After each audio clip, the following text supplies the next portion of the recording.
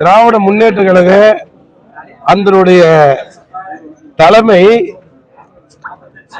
AV விட்டாங்கல்ல, அதுல இந்த பொண்ணு ஒண்ணு. அன்புமணி தான் இந்த நாட்டுக்கு எதிர்காலம். அவர் பின்னாடி 100 நாள் நடைபயணத்துல எங்க சென்றாலும் கூட்டம், எங்க சென்றாலும் கூட்டம். அந்த கூட்டத்தை பொருட்படுத்தாமல் அது யாரு எங்களையே விட்டு, இப்ப எப்படி பாட்டாளி மக்களுக்கு 2ஆ பிரிச்ச மாதிரி, 2ஆ உடைச்ச மாதிரி, இப்போ 3ஆவதா ஒரு பொண்ணை விட்டுருக்காங்க. யார் வந்து அன்புமணி பேசுறாங்களோ அவர் பதில் சொல்ற காலம் கட்டாயம் விரைவில் வரும். அவருடைய மறுபக்கத்தை பார்க்க போறீங்க. அண்ணன் அன்புமணியினுடைய மறுபக்கத்தை பார்க்க போறீர்கள். அவர் வெற்றி பயணம் தொடர்கிறது.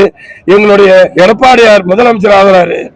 தொடர்ந்து 3வது முறையாக மத்திய அரசாங்கத்தை உலக நாட்டில் ஒப்பிட்டு காட்டக்கூடிய வகையில் பாரதிய ஜனதா ஆட்சி நடந்து கொண்டிருக்கின்றது. இதை பொருட்படுத்தாமல் தோல்வி பயத்தில் யாரையே விட்டு பேச வைக்கிறாங்க.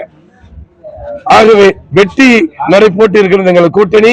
ஆகவே யார் எங்களுடைய அண்ணன் அன்புமணி பத்தி பேசுறீங்களோ அவங்க நிறுத்திக்கணும்.